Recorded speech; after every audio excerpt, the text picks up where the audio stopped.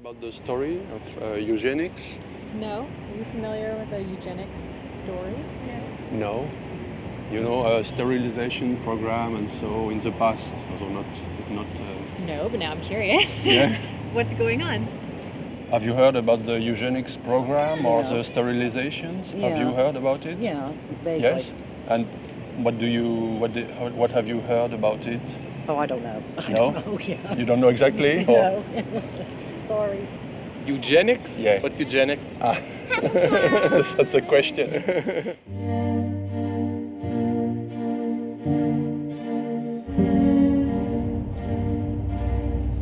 I was 13 and I was molested. I got pregnant. The social worker came over and she had my grandmother to sign a consent form. The welfare department had told my grandmother that if she didn't sign those papers, she would not receive supplement foods. My grandmother signed an X, and when they took my son, they sterilized me at the same time.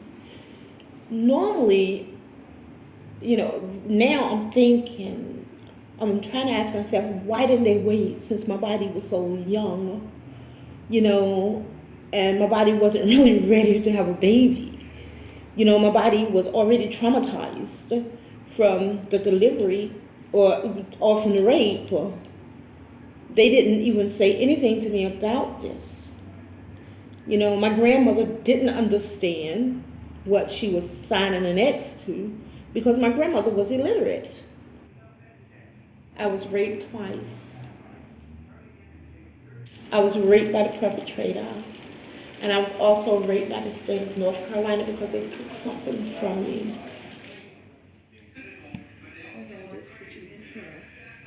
I didn't know I was sterilized until I had turned 19 after I had gotten married. The doctor actually explained to me, "You've been butchered." They said that I was feeble-minded. I'm not feeble-minded. What's the official reason? That was the official reason for having me sterilized. What I believe it was because I was black. I was from a poor environment, and they probably felt like I was going to end up just like other people. I mean, what kind of government is this? I mean, I don't believe that this government allowed a group of people to sit there and say what was right for another person.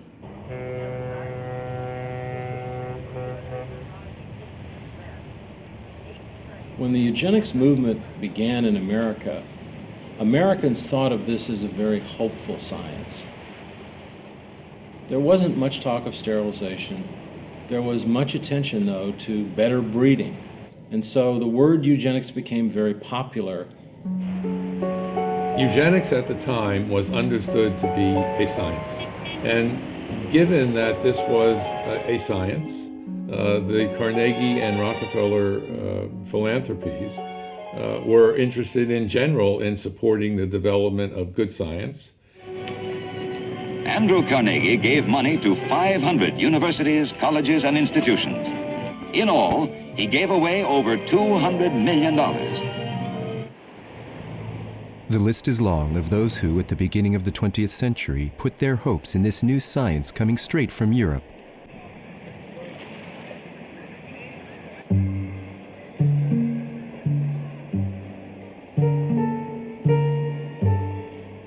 Towards the end of his life, Darwin became worried. A dark future awaited humanity, where in our civilization, the process of natural selection doesn't play a role. What's more, the renewing of our population is due more to the lower class rather than the middle or higher class. Galton, Darwin's cousin, created in 1883 the word eugenics, the science of genetic breeding.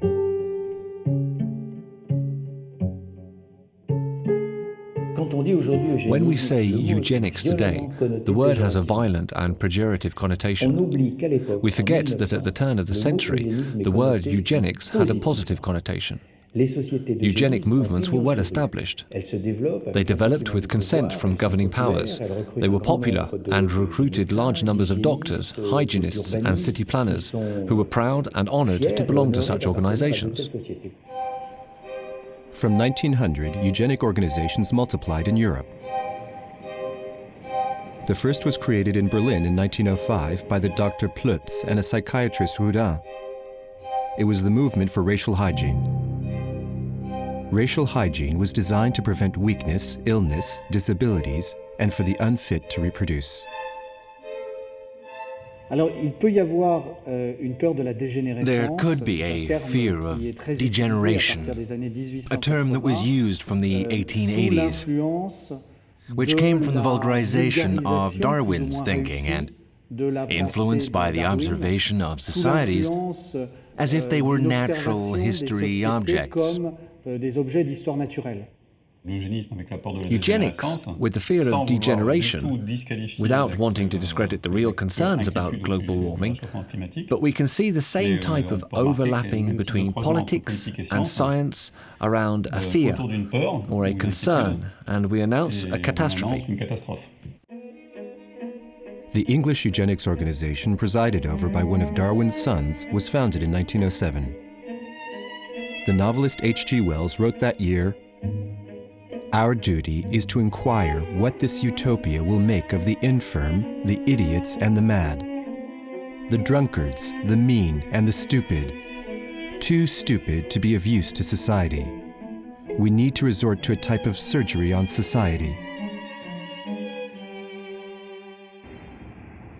It was in the United States that the first sterilization laws appeared in 1907. In 1910, close to New York, the Eugenics Record Office became the center for American eugenics research. The institution that emerged still exists today.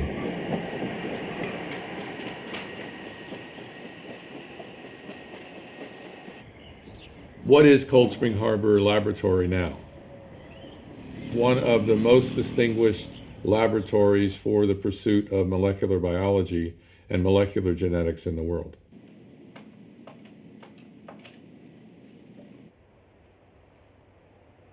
I just want to film the former building of the eugenics record office. You know, it really has no connection to the laboratory today, and it wouldn't make sense to do that. But it's an historical documentary. It's not about the present. You know, I don't think that there'd be any discussion on the subject. They are embarrassed by it. I think they should live more comfortably with it because it doesn't characterize Cold Spring Harbor today by any means. And they should say this is what went on there. It was wrong, and we're now have gone past it now for more than half a century. When the Eugenics Record Office was founded in 1910, it was meant to be a place where people studied families. Charles Davenport, who was the director, was focused, like his hero, Francis Galton, on family traits.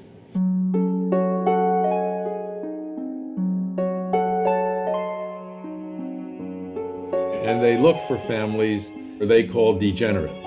Right? So families where there was alcoholism, families where there was so-called feeble-mindedness, families where there was illegitimacy, families where there was prostitution and what have you. And then they would do interviews and ask about the parents and the grandparents. But this was a pedigree chart of the famous Jukes family, and it got so large that they decided to make it in a circle because they could contain more people this way. And why was it made? It was made to show that some 900 individuals who ended up in the prisons of New York were descended from the same woman, Margaret, the mother of criminals.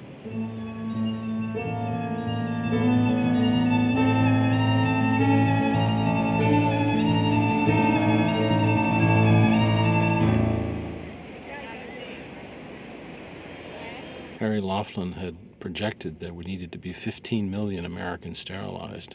In 1914, Laughlin was asked to write a model law, and Harry Laughlin said, This law should be used to sterilize 10, perhaps 15 million people who represent the bottom tenth of the American population. And when the newspapers picked up that headline, people laughed. The reaction was strong against him. His plan was really to simply eliminate people who would cause social costs like crime and poverty. And he thought you could do that if you just didn't let people have children.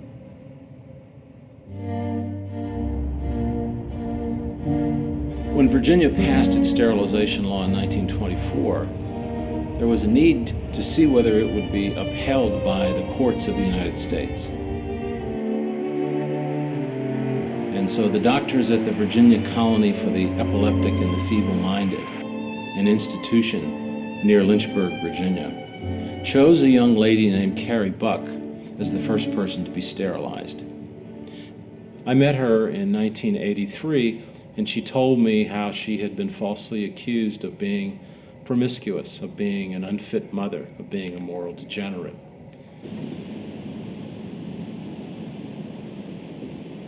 When we asked to film the former institution where Carrie Buck found herself, we were told that most of the building no longer existed.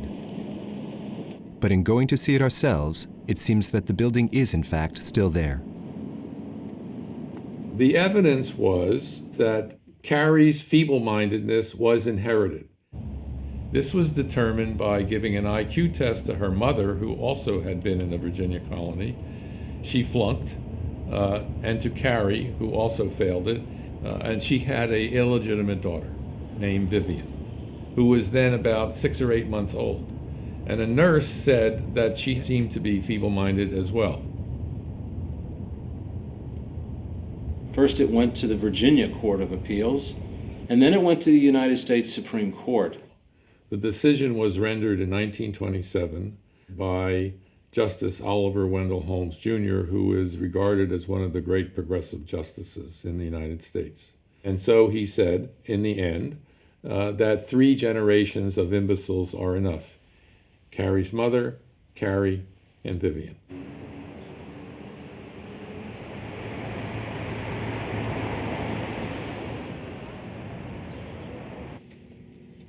Carrie Buck was sterilized at the Lynchburg colony, and thousands of people were sterilized there after her. More than 8,000 people in Virginia were sterilized under the eugenics laws. More than 20,000 in California, and the rest of the United States, as many as 60,000 people were sterilized. It's always surprising to me how few people actually have heard this story. It's not something we're proud of in America.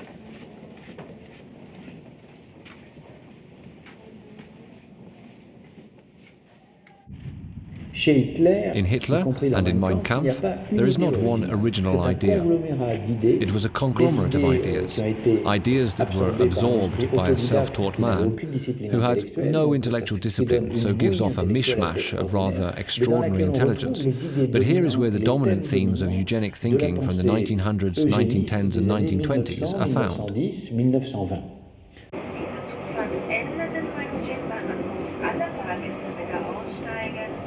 In 1931, the psychiatrist Rudin, co-founder of the Racial Hygiene Organization, became director of the Psychiatric Institute in Munich.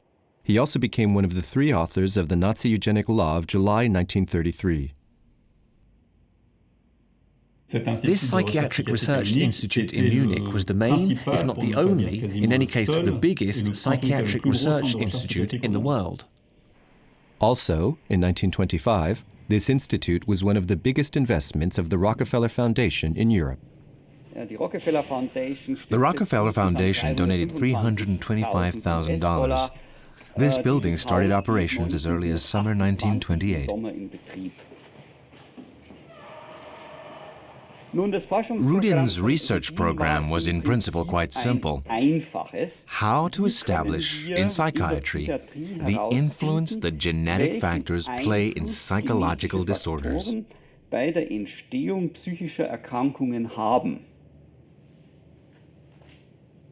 They carried out research on schizophrenia, on manic depressive psychosis, which we call today a bipolar disorder. Then it was known as mental immaturity or weak-spirited. So it's not surprising that German doctors like Rudin, who had been waiting for decades, greeted the Nazi law as a victory.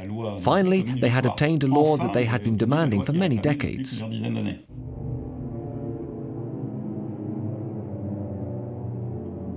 When we observe the first months under Hitler's regime, we're struck by how fast Hitler himself put into place the first eugenics law, that of the sterilization of individuals considered inferior. Dies Gesetz soll Helfer sein, das Kranke auszumerzen.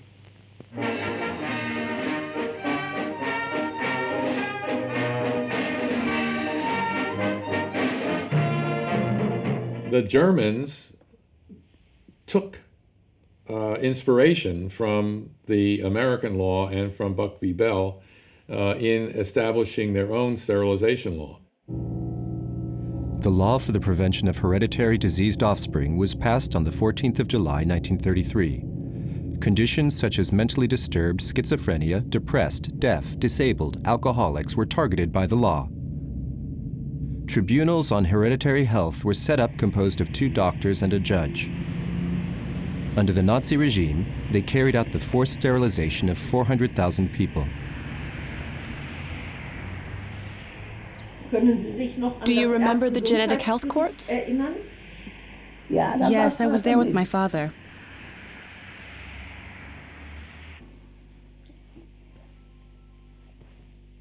Was it there that you were operated on? Sorry? Were you operated on in Munster?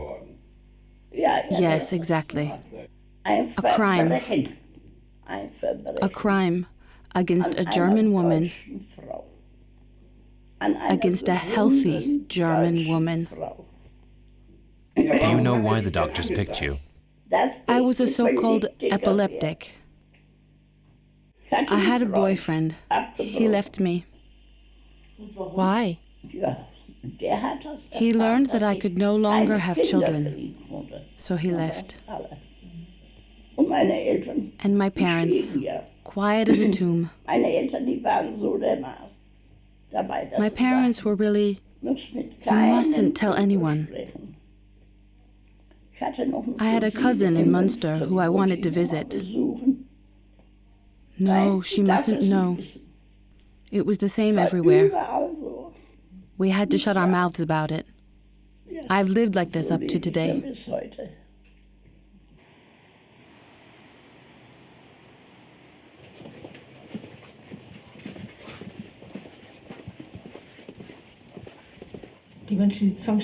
The forced sterilizations were carried out on the Jews, Gypsies, Jehovah's Witnesses, prostitutes, homosexuals, and a large group that was considered as social misfits.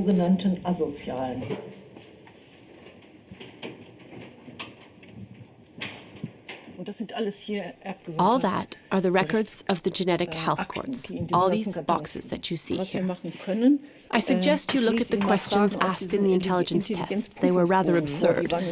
What land does my municipality belong to? Capital of Germany, capital of France? Who were Luther and Bismarck? The intelligence test that the doctors gave was to determine if the patient was innately feeble-minded. Leidet der Kranke an angeborenem Schwachsinn.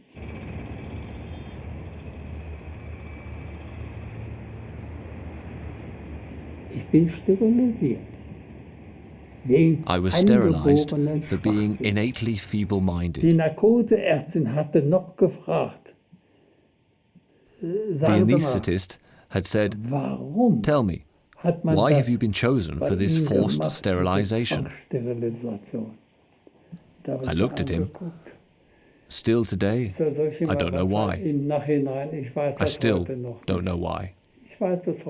All of that because of the outcome of a wrong treatment. I couldn't say the difference between a stream and a river, between a ladder and stairs. That was enough cause to sterilize a child. Up until today, I have never understood why. That means that at 14 years of age, I was an adult. At 14. At 14, I knew perfectly well what they had done to my life and how my life would unfold. Schizophrenia and innate feeble-mindedness. Statistically, we've seen these two diagnoses come back again and again in the records. Yes. It's really the... These are very vague names. Yes. And that's why they were used so often. We couldn't establish a criteria. We couldn't prove any of it. But then these people had to live with this diagnosis for the rest of their lives when they didn't have anything.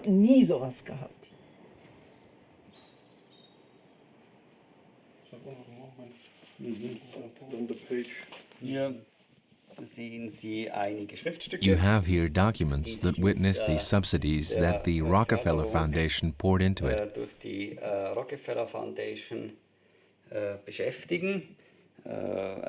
From 1936, the heads of the Rockefeller Foundation cut off the funding. They claim that further financial assistance is impossible because there was no longer an independent science. They argue that the funding could be viewed as supporting the legitimization of the National Socialists. We are not alone was the propaganda carried out by the Nazis in 1936. If the eugenic laws didn't end up being adopted by the English government despite several attempts, nor by Catholic countries after the Pope intervened in 1930, they were, in fact, at the time of the Berlin Olympic Games being enforced in the United States, in Denmark, in Switzerland, Finland, Norway, and in Sweden.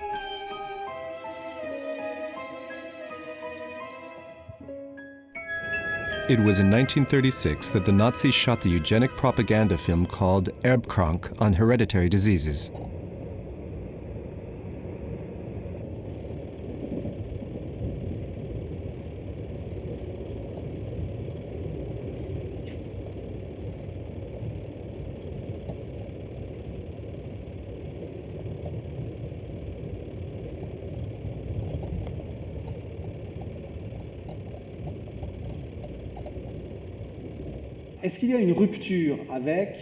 Was there a rupture between the T4 action and what happened from 1939? Yes, of course, in the sense that they don't stop at just sterilizing and now go to the point of death. At the same time, there was a continuity because it was in using this law that the Nazis started to think that the laws weren't enough and they needed to take a more radical step.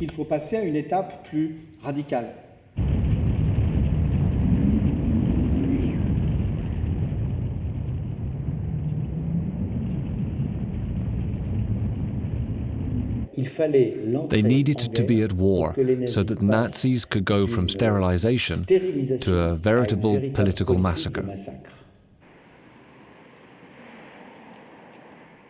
When Hitler launched the program T4 in October 1939, no part of it would be official.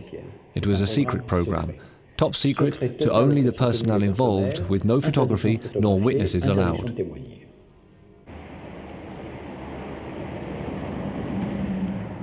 It's here, at 4 Tiergarten Street in Berlin, that the administrative headquarters of the T4 program is found. The patients were selected based on their medical records.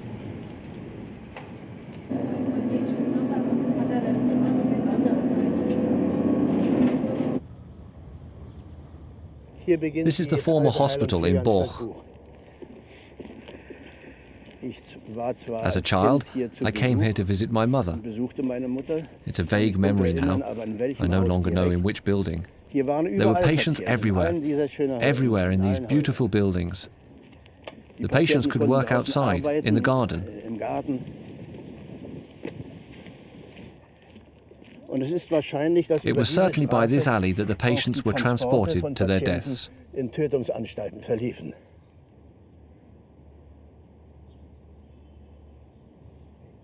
The bus would pass with covered-up windows, so we couldn't see in. So nobody could witness the patients being transported away.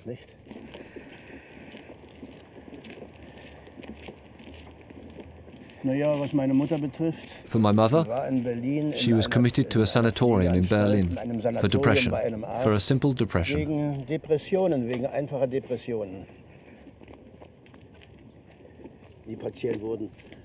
patients would receive a marking on their backs, which indicated that they were ready to be taken to their deaths.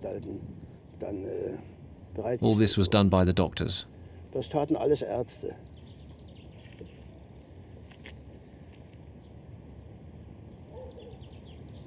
My mother was transferred to Bernburg, like many patients in Borch. It's located in the south of Germany, in Saxe. It was also a hospital where a centre had been constructed for putting people to death using gas.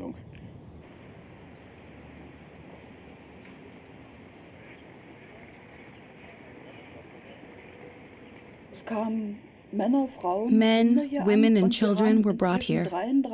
We counted a total of 33 hospitals, hospices, rest homes, which delivered their patients to this institution. Then the groups were taken down to the basement by a caregiver on the very day they arrived. I'll take you there.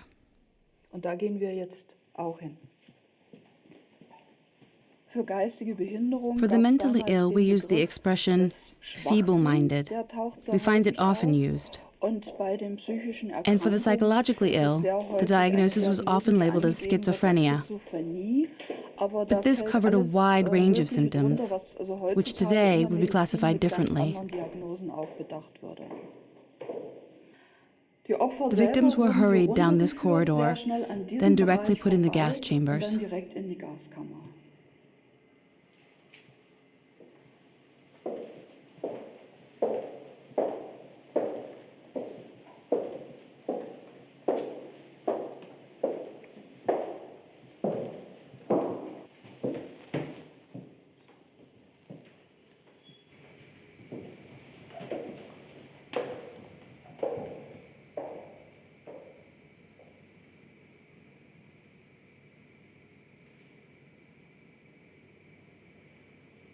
The murders took place between January 1940 and July 1941.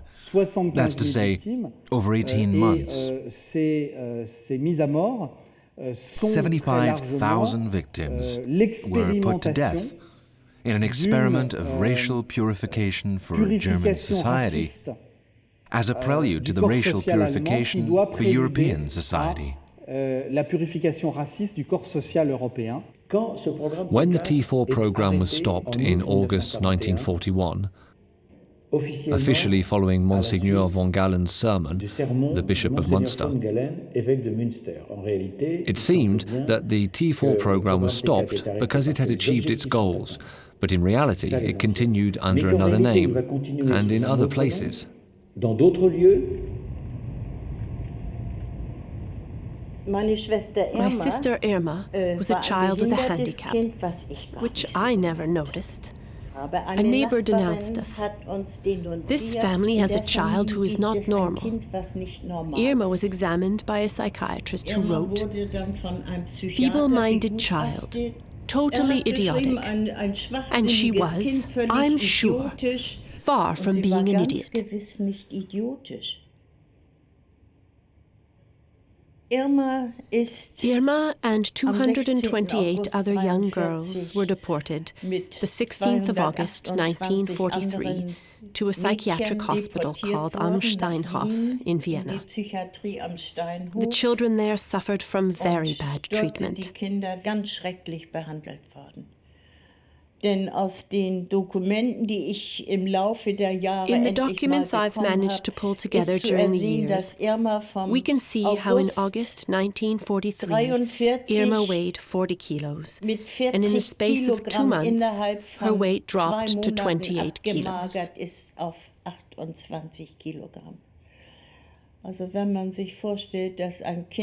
When you imagine a 13-year-old child loses 12 kilos in 2 months, we know she must have been starved. Dann weiß man, dass sie schrecklich gehungert haben.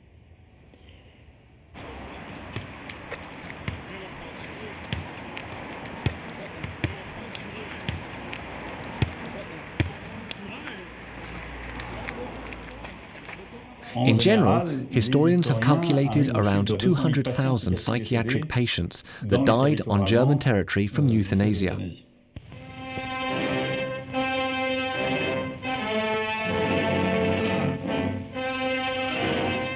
Im großen Schwurgerichtssaal zu Nürnberg begann genau ein Jahr nach der Eröffnung des ersten großen Kriegsverbrecherprozesses die erste Verhandlung gegen 23 führende nationalsozialistische Ärzte. The famous trial of doctors at Nuremberg, where 23 went to trial, of which 20 were doctors, out of 90,000 German doctors, is not even the tip of the iceberg. None of the psychiatrists nor pediatricians responsible for euthanasia were held accountable at the trial at Nuremberg. The authors of these crimes committed justified it by considering the patients social misfits, useless and soulless. And they used the same terms during the trial in the middle of the 1960s. It means that more than 15 years after the end of the Second World War, practically nothing had changed.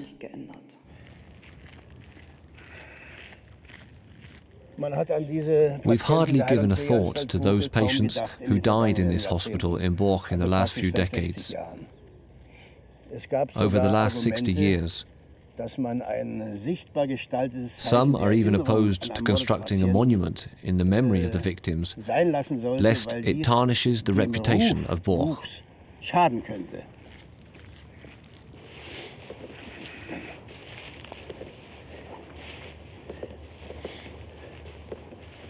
Here would be an ideal place for a commemorative memorial, because we can see the old hospital in the background. The idea that these people were crazy still persists today.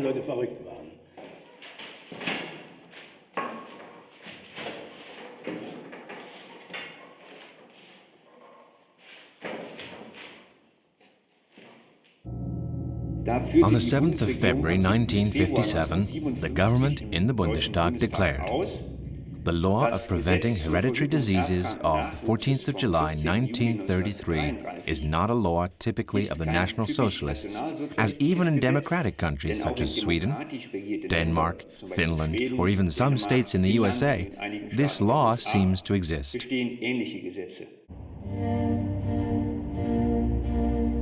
Even though eugenics stopped in Germany after 1945, it continued on a smaller scale in Scandinavian countries and in the United States.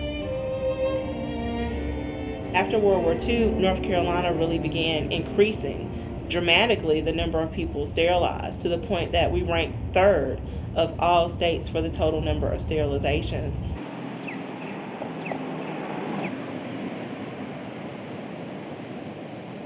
When we look at North Carolina's impacted eugenics population, we're looking at nearly 7,600 people who were sterilized from 1929 through 1974. And as you can see, our chart peaks in the 1950s and 1960s. So when we're discussing that we have victims as young as 10 years of age, boys and girls, then that brings us to the conclusion that we have a significant number of people who are in their 50s and 60s and still very viable people with us today.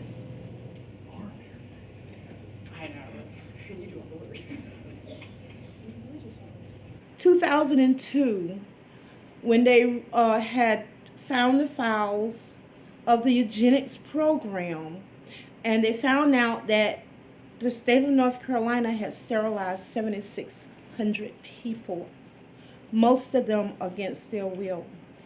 Before I found out, I thought that I was the only person that it happened to. I was embarrassed, I was humiliated, I was degraded. I ended up being on Prozac and Seroquel.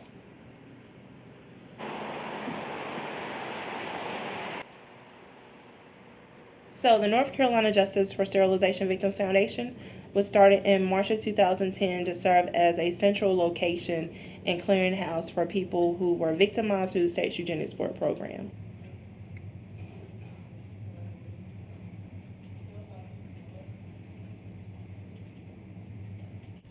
There were at least 2 states which increased the number of sterilizations that they did after the 1950s. Virginia was one, the second was North Carolina. It was a matter of pride for many of the doctors who carried out those sterilizations that they were preventing people who were on welfare from having further children.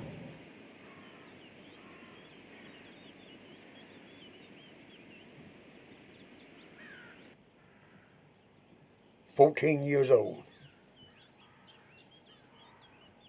Cut me like a hog.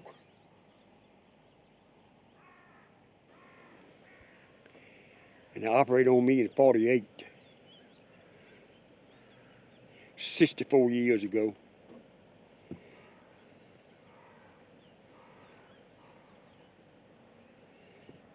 And do you remember the day of the operation?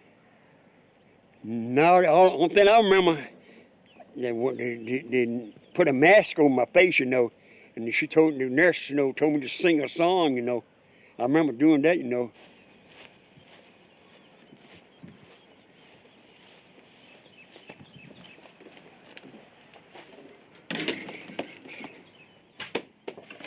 And you were in Kingston? Kingston, yeah. Caswell training school down there.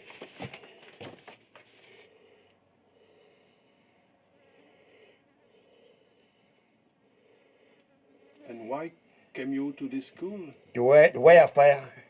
Mama had 7 kids, you know, and it was hard for her, you know, to take care of all of us, you know. So they separated me and my 2 sisters. 2 sisters went over down to Jarrett, Virginia. And they kept me, put me down in Kingston, North Carolina. From what I was told, I was supposed that I couldn't get out of that school unless Mama signed a paper for me to have the operation. You know, I couldn't leave without that. It was a condition to leave the school? Yeah, I had to be operated on before I could leave the school. And when did you leave the school? In 1951.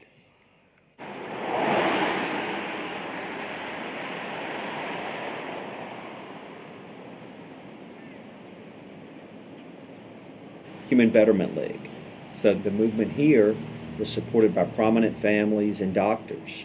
They would distribute things like pamphlets talking about morons and how morons shouldn't reproduce, and yeah, huge propaganda machine. This association was created in 1947. One of its goals, to take care of the mad and feeble-minded.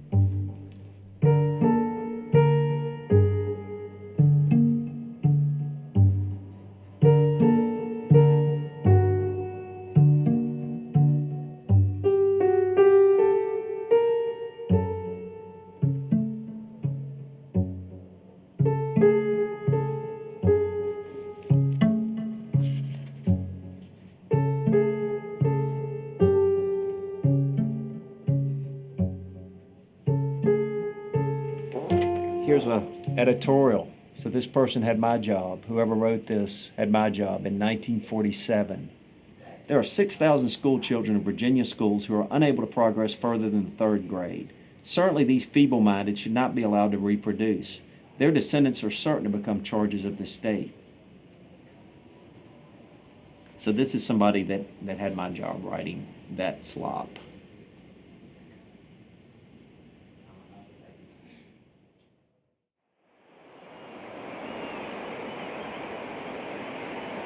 The sterilization laws were in force from 1935 to 1976, but no one protested at that time.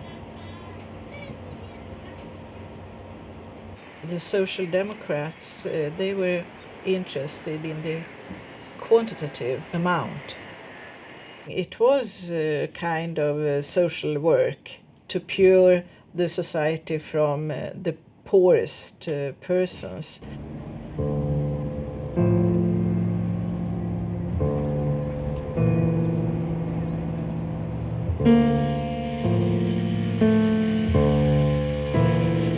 Starts here, the applications for sterilization. Here and to this.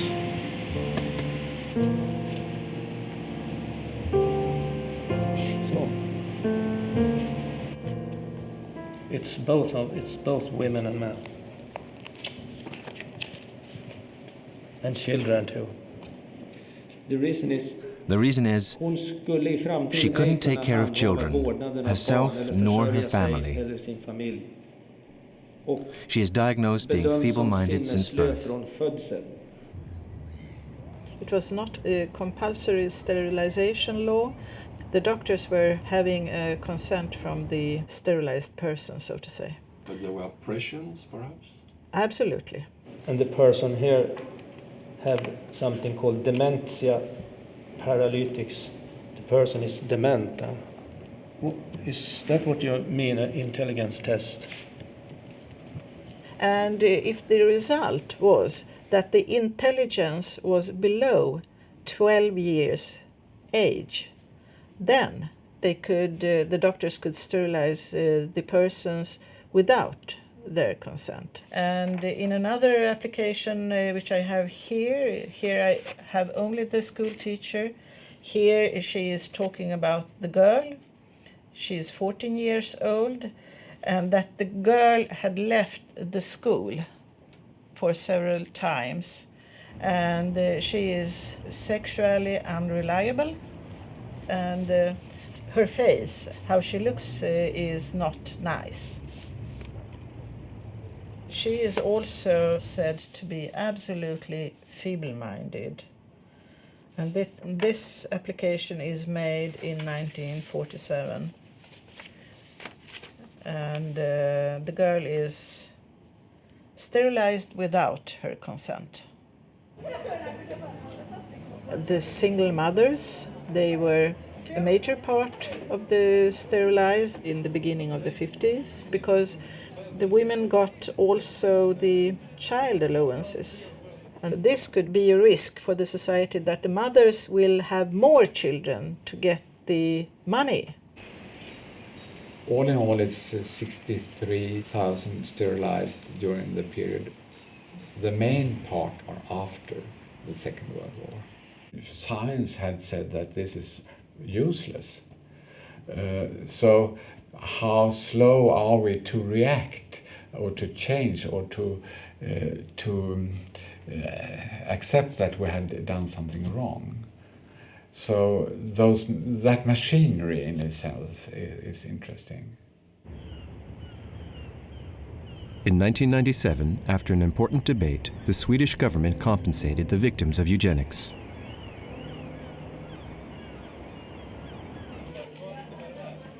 And were many victims compensated? No, not so many. And they had also to prove that they were sterilized by force or involuntary. And that is quite difficult when you have signed an application. How could you show the pressure in the situation? It's not in the files. There is a discussion in Sweden about the sterilization laws, if it is a part of the bad black history and the dark history of the welfare state, but I think it is a part of the welfare state.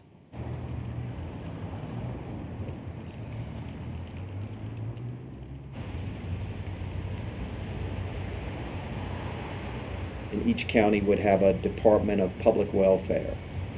Social workers that worked for that would notice poor families, poor people that might be targets of sterilization. They would fill out a petition. They would call them feeble-minded, and they would say they were promiscuous, often based on gossip. If they were epileptics, if they were blind, they would go for them. And basically, if anyone in the community, it could be the sheriff, it could be the social worker, it could be your doctor, it could be your parent, it could be your husband, your mom, any relative.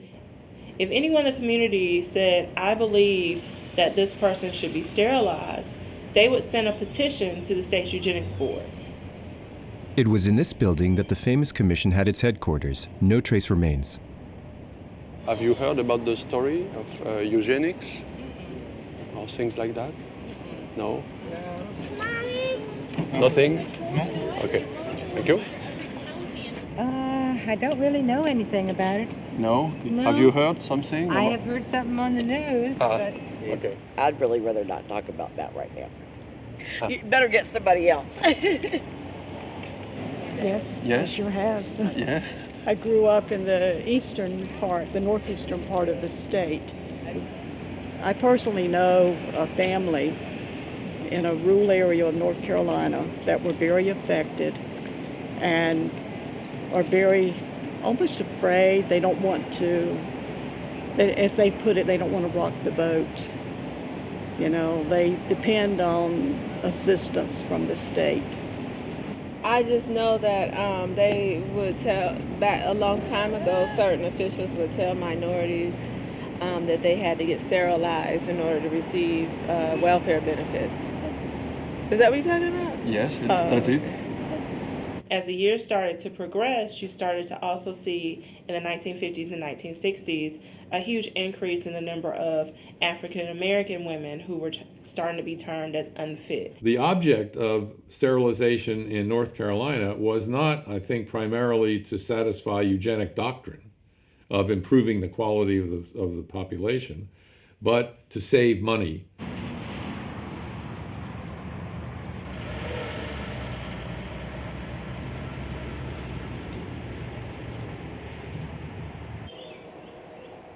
Birth control pills made me sick.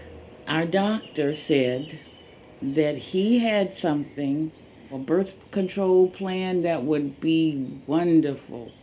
So I went on in the hospital, had the surgical procedure, came out of the hospital and went on with my life and my 3 kids.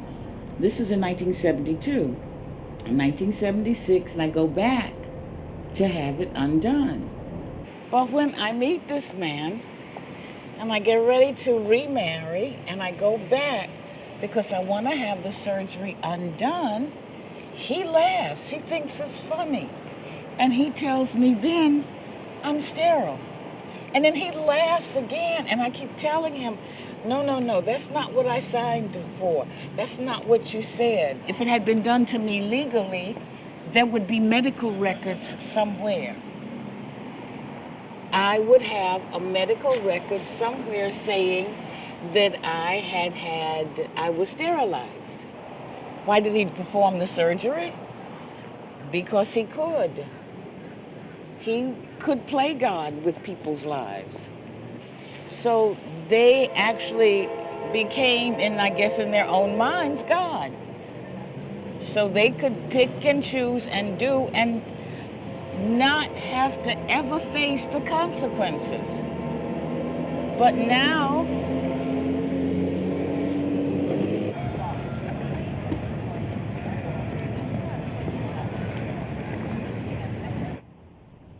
in 1980, the German government granted 5,000 Deutschmarks to compensate the victims of the eugenic laws of July 1933. 5,000 D-Mark. 5,000 marks. For the suffering endured, for the theft of their fertility. 5,000 marks. That's a shame. It's nothing.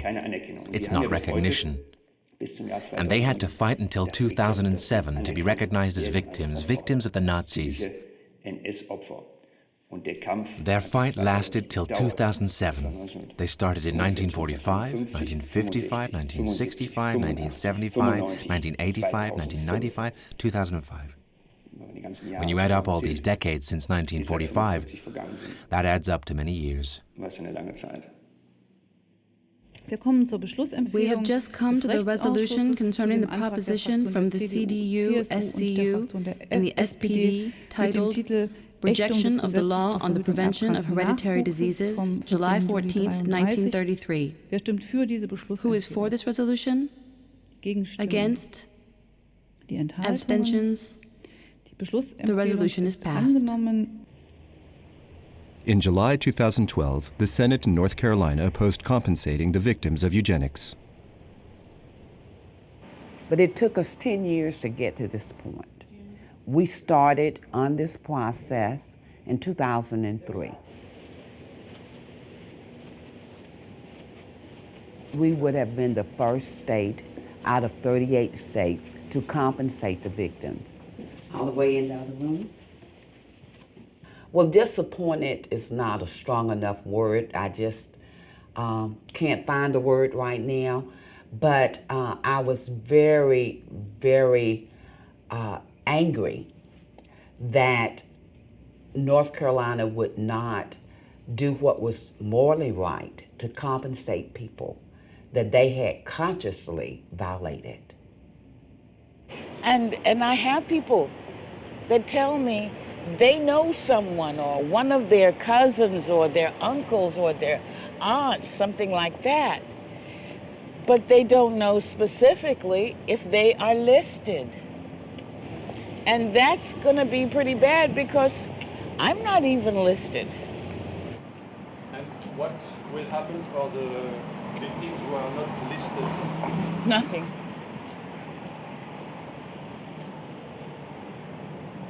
Nothing.